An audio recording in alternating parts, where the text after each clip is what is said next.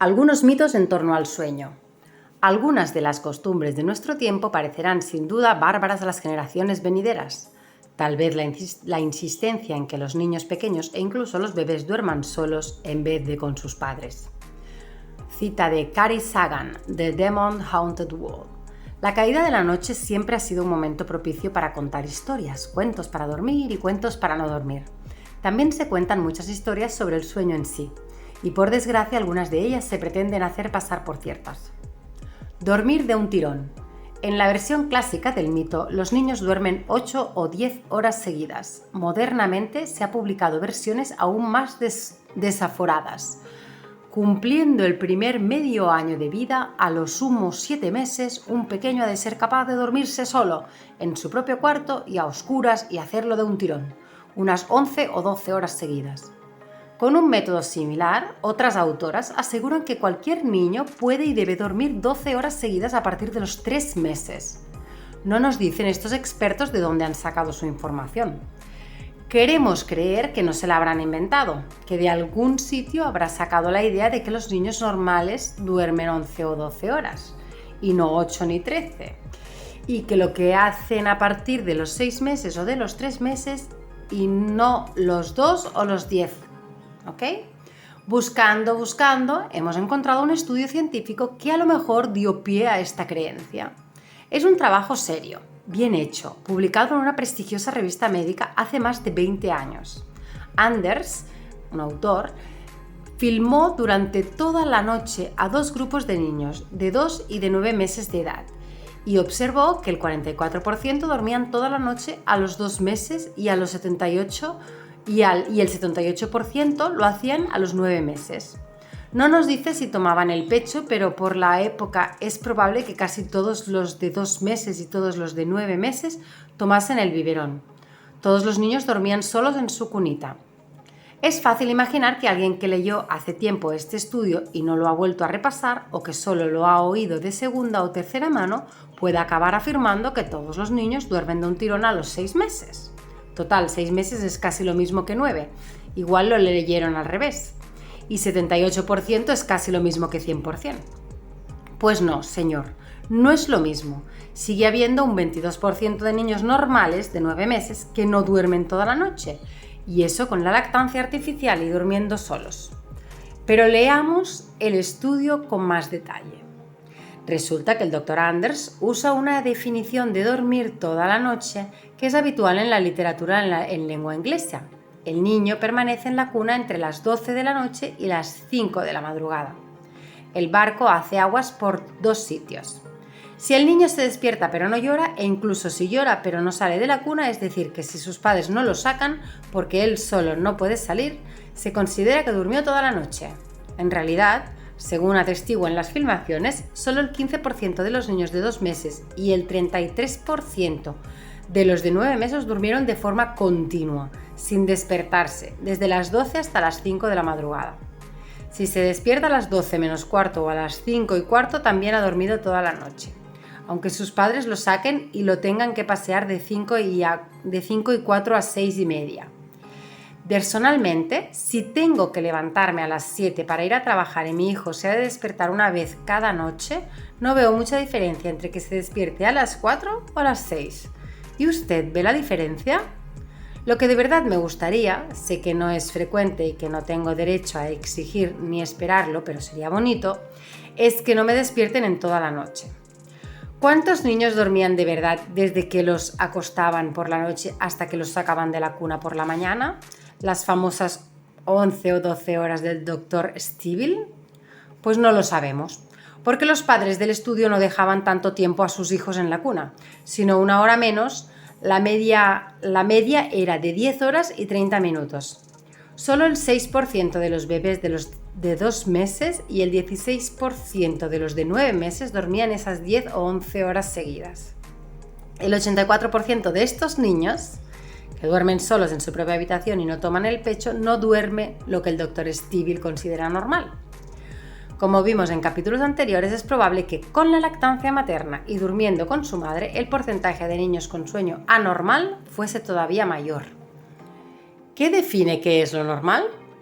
Primero se establece una definición de sueño normal que es arbitraria, absurda, contraria a los conocimientos científicos y tan estricta que solo la cumple el 15% de los niños normales. Luego se afirma que todos los niños que no cumplen con esa definición tienen un problema de sueño y que si no se pone remedio habrá consecuencias muy negativas. En lactantes y niños pequeños, llanto fácil, irritabilidad, mal humor, falta de atención, dependencia de quien lo cuida, posibles problemas de crecimiento. En niños de edad escolar, fracaso escolar, inseguridad, timidez, mal carácter. No se nos dice tampoco qué estudios científicos sustentan esas amenazas. Pero las amenazas son parte fundamental del método, porque si le dijéramos a los padres la pura verdad, por ejemplo, si su hijo se despierta por la noche varias veces es normal y a él no le perjudica para nada. Pero a usted le fastidia, ¿verdad?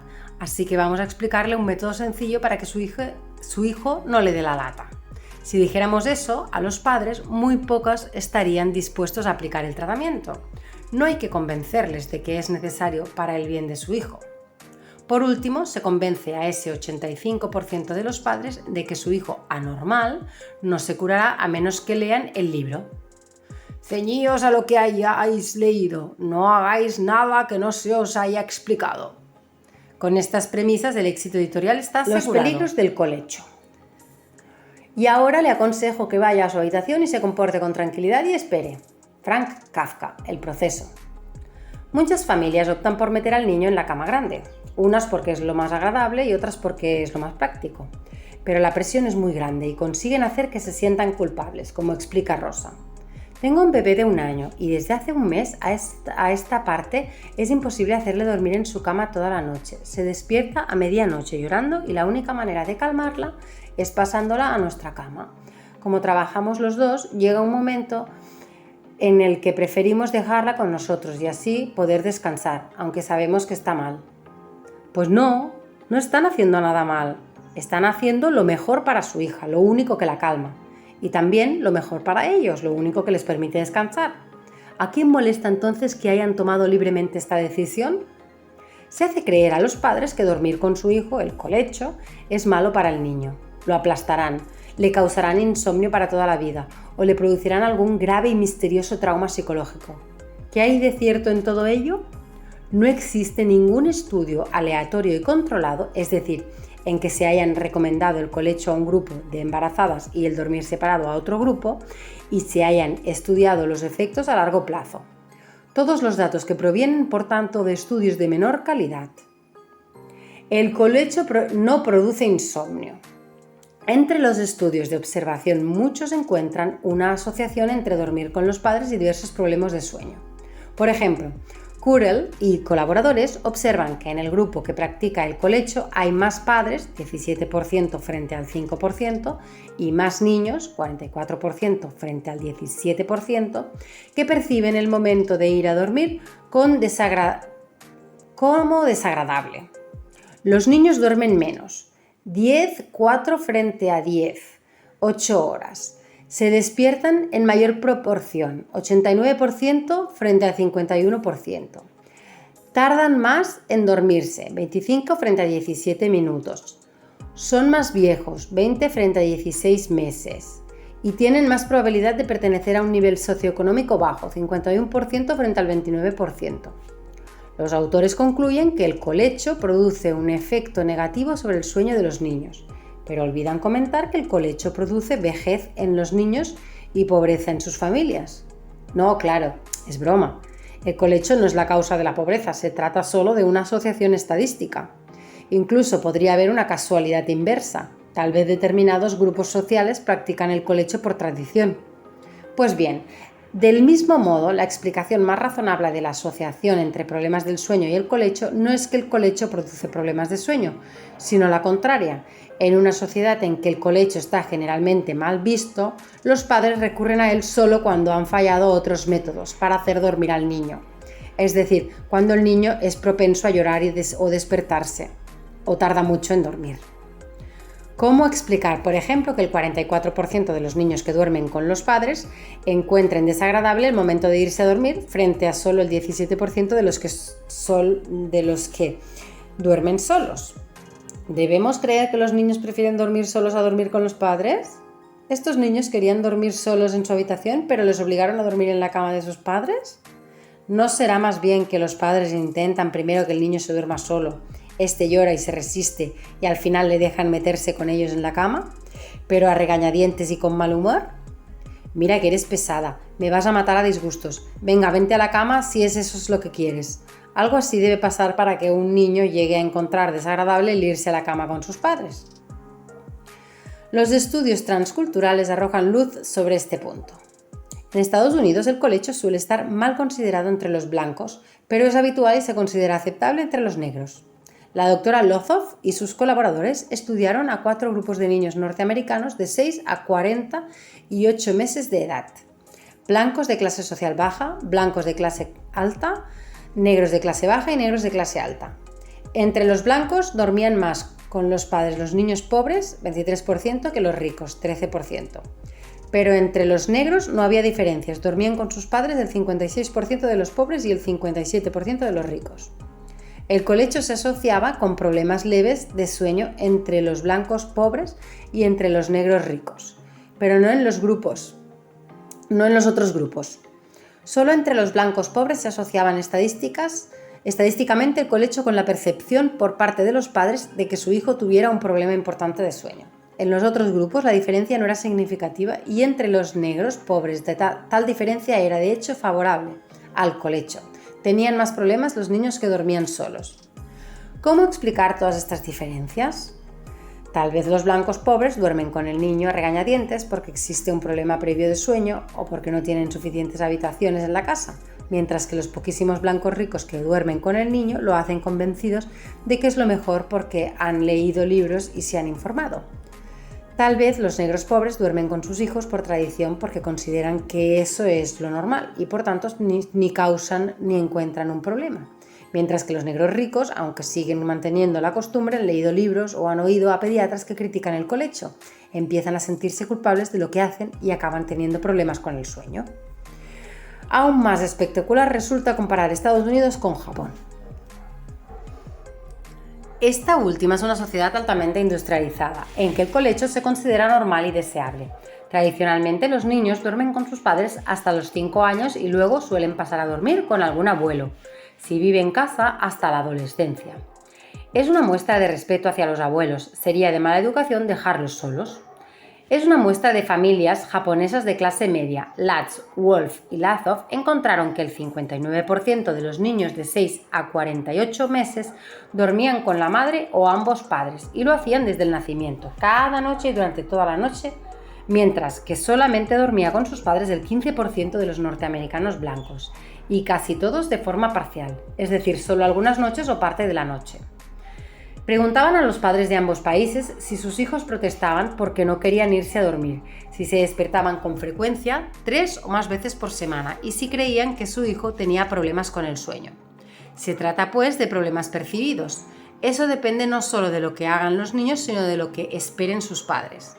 Ante 2 niños que duermen exactamente igual, unos padres pueden pensar que existe un problema y otros que todo es normal.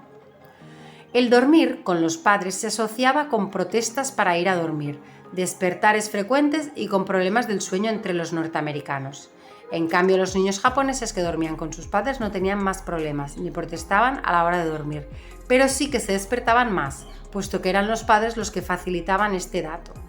Esta asociación podría indicar simplemente que los padres que duermen separados de sus hijos no siempre se enteran cuando el niño se despierta. Parecería que no hay mucha diferencia, que tanto en un país como en el otro los niños que duermen solos duermen mejor que los que duermen con sus padres. Pero ahora viene lo realmente apasionante.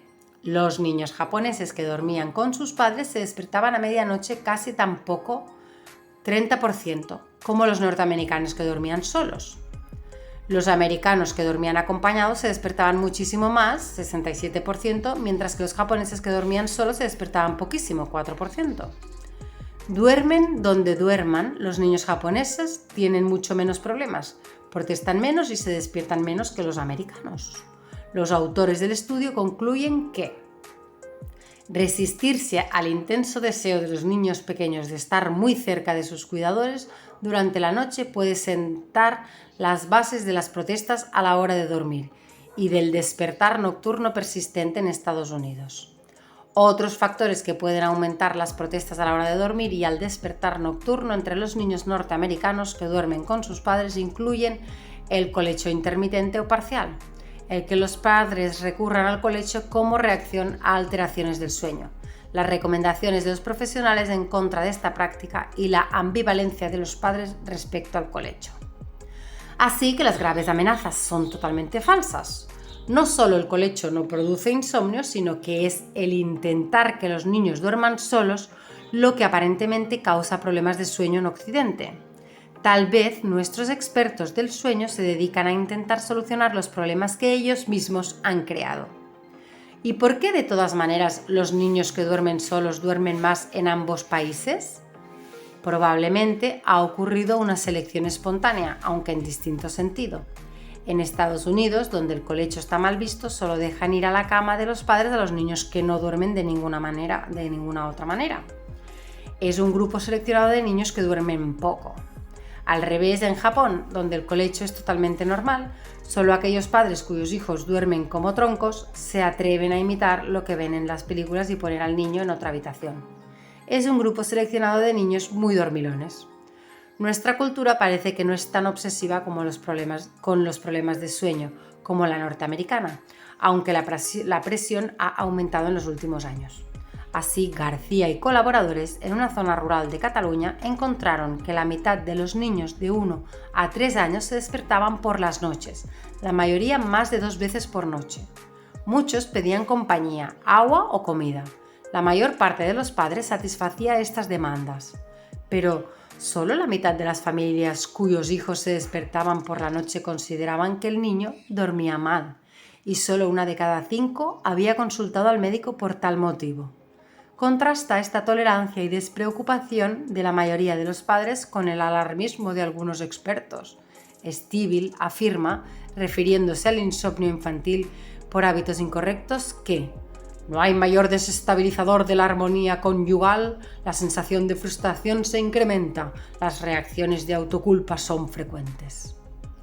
El colecho no causa problemas psicológicos.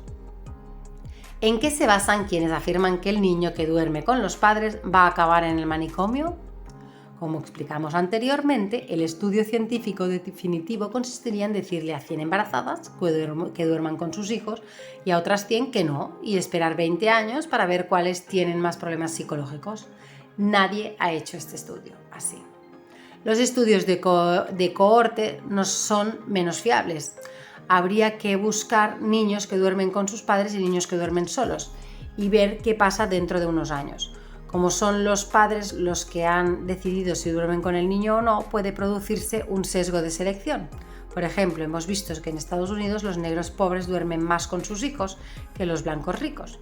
También los padres con menos estudios y los que tienen problemas económicos o tensiones conyugales. Y los niños enfermos o que han sufrido un accidente tienen más posibilidades de ser admitidos en la cama de sus padres. Por lo tanto, si los estudios son de cohorte, es decir, que son las familias las que han elegido dormir o no, no sirve igual. Entonces, además, en una sociedad en la que el colecho está mal visto, puede ser que quienes lo practiquen se sientan culpables por ello y traten a sus hijos con ambivalencia y hostilidad.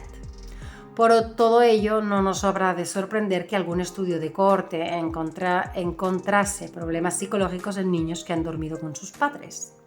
Y sin embargo, el único estudio de cohorte realizado sobre el tema encontró que a los 18 años los que habían dormido con sus padres no mostraban ningún efecto pernicioso. No tenían peores relaciones con sus padres ni con otras personas y no consumían ni más tabaco, ni alcohol, ni otras drogas y no eran más activos sexualmente. Por último, existe también un estudio de casos y controles, es decir, que compara niños con problemas psicológicos con niños sin problemas para ver cuáles duermen más con los padres, por ejemplo.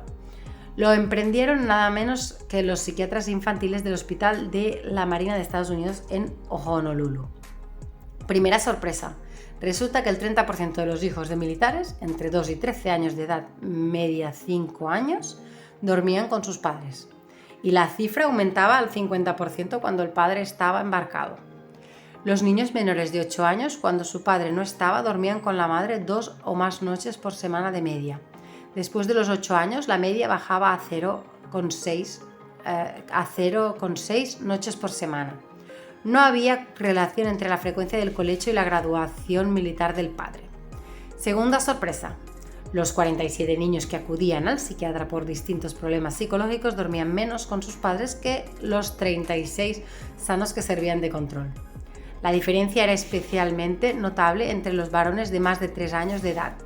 5 de los 6 niños sanos dormían con su madre en ausencia del padre, frente a solo 8 de los 22 niños con problemas psicológicos. El colecho no causa la muerte súbita. Hace 2 siglos, cuando todos los niños dormían con sus padres, algunos amanecían muertos. Se decía que sus padres les habían aplastado sin querer. Se sospechaba que algunos eran niños no deseados deliberadamente asesinados. Para evitar los supuestos accidentes o para evitar que los infanticidas pudieran recurrir a tal fácil justificación, los médicos y a veces las leyes prohibieron que los niños durmieran en la cama de sus padres. Para sorpresa general, algunos niños seguían muriendo durante el sueño, aunque durmiesen en su cama y nadie les pudiera asfixiar. Hoy llamamos a este problema síndrome de la muerte súbita del lactante, pero hace apenas unas décadas el término habitual usado tanto por los padres como por los médicos era muerte en la cuna. El 90% de estas muertes ocurre durante los primeros 6 meses, el resto entre los 6 meses y el año. No se sabe cuál es la causa exacta de la muerte súbita, pero sí se conocen varios factores que pueden aumentar o disminuir el riesgo. Por desgracia, el riesgo no se puede reducir a 0 y algunos niños morirán hagan lo que hagan sus padres.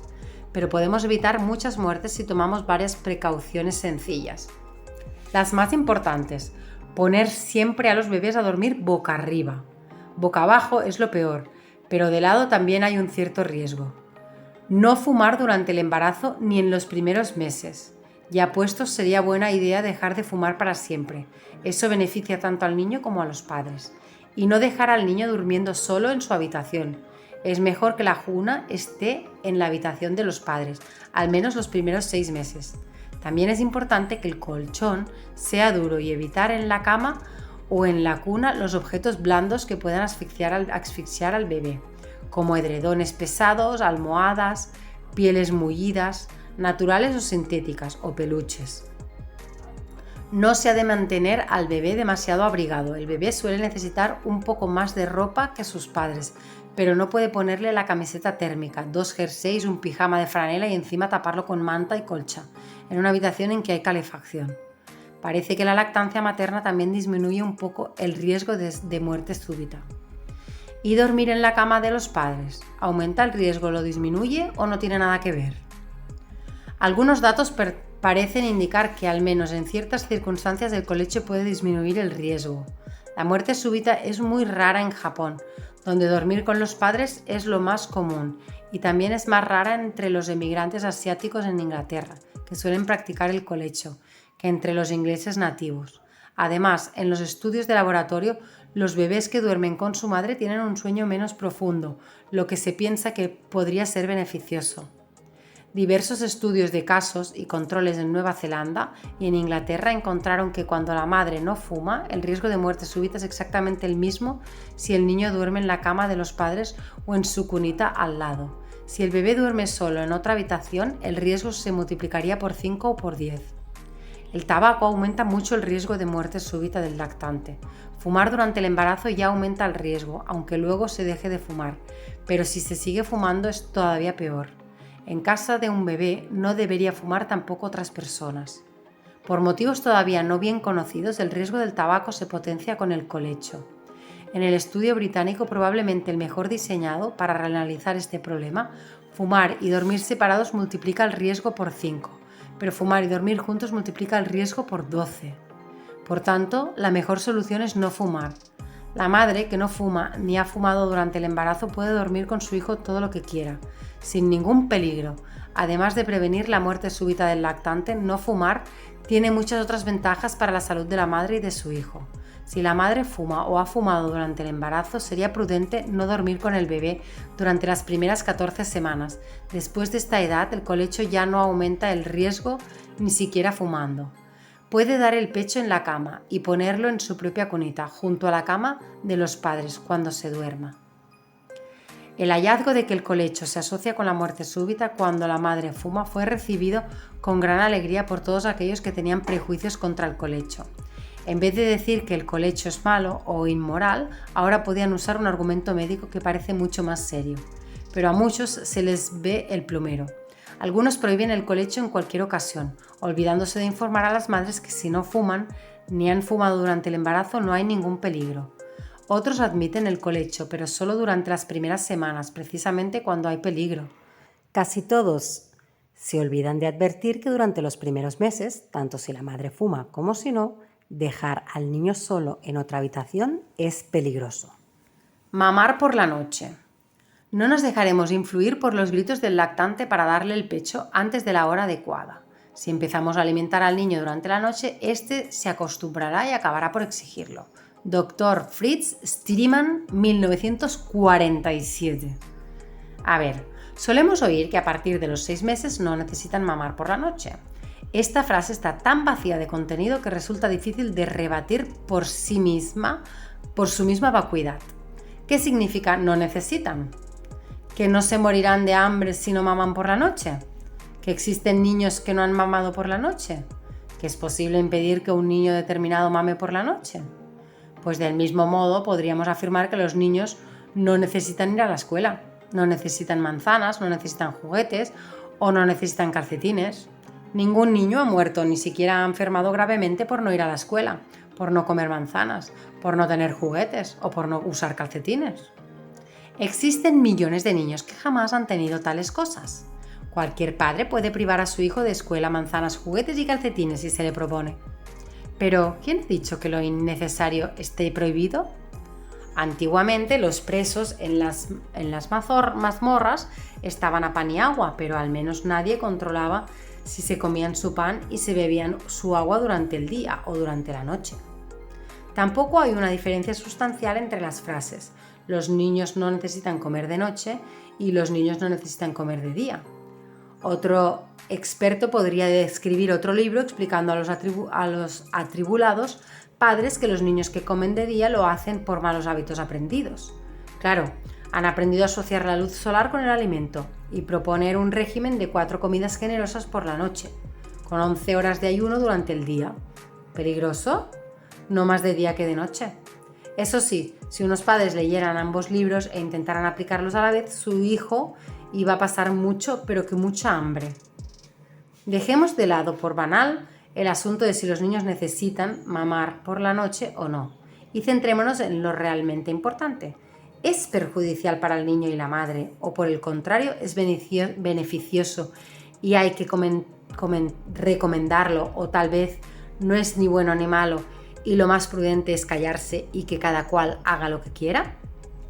Nadie, que sepamos, ni siquiera los más fervientes partidarios de que los niños ayunen toda la noche, ha pretendido seriamente que el comer de noche sea perjudicial para el niño. No produce cáncer, ni calvicie, ni almorranas, ni mucho menos empacho o mala digestión.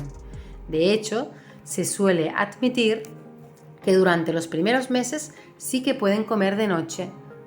Si comer de noche fuera peligroso para un niño de 10 meses, ¿no lo sería mucho más para uno de solo 2 meses? El terrible peligro de mamar de noche parece ser de tipo psíquico. El niño que ha probado la leche nocturna, como el tigre que ha probado la sangre humana, se convertirá en un devorador de madres. No conocemos ninguna prueba de semejante teoría.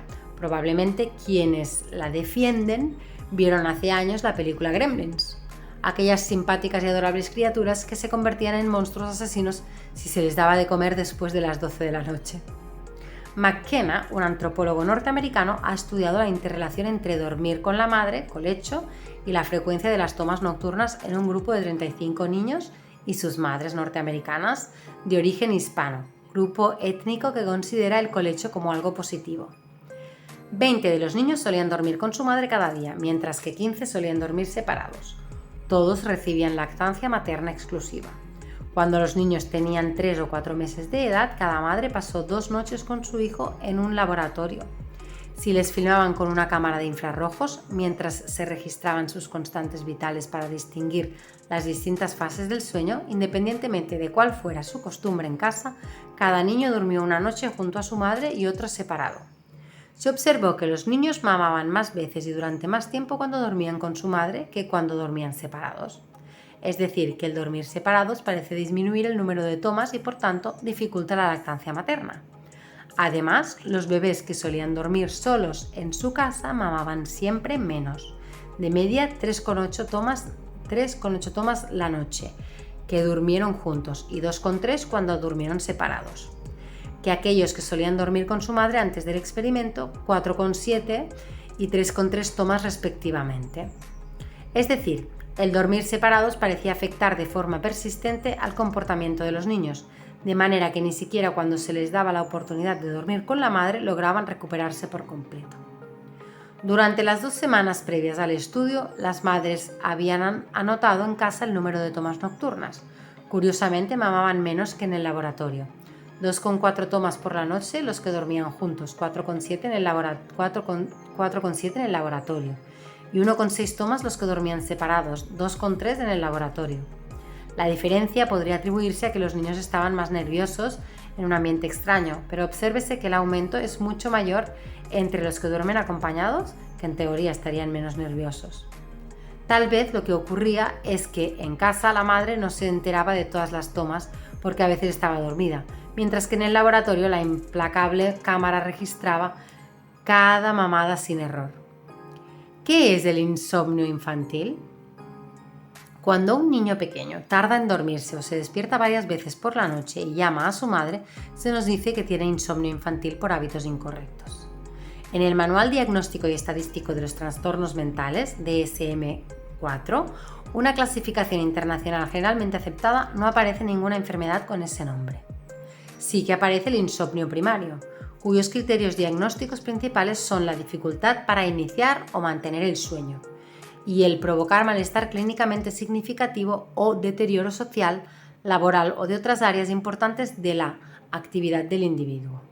Si a mi vecino le gusta irse a la cama a las 10, pero yo prefiero quedarme leyendo hasta las 12, ¿tengo insomnio? Claro que no. Tendría insomnio si me fuese a dormir a las 10, pero no consiguiera dormir hasta las 12. En cambio, si un niño no quiere dormir, sino jugar, dicen que tiene insomnio. Si me quitan el colchón y me obligan a dormir en el suelo, me costará mucho dormirme.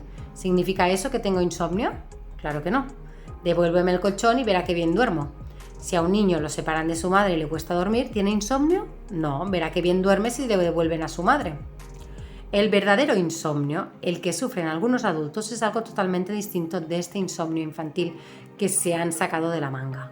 Algún niño habrá, supongo, que de verdad tenga insomnio, pero en general estamos hablando de niños que o bien no quieren dormir o bien quieren dormir, pero no les dejan porque les privan del contacto humano que necesitarían para dormir bien.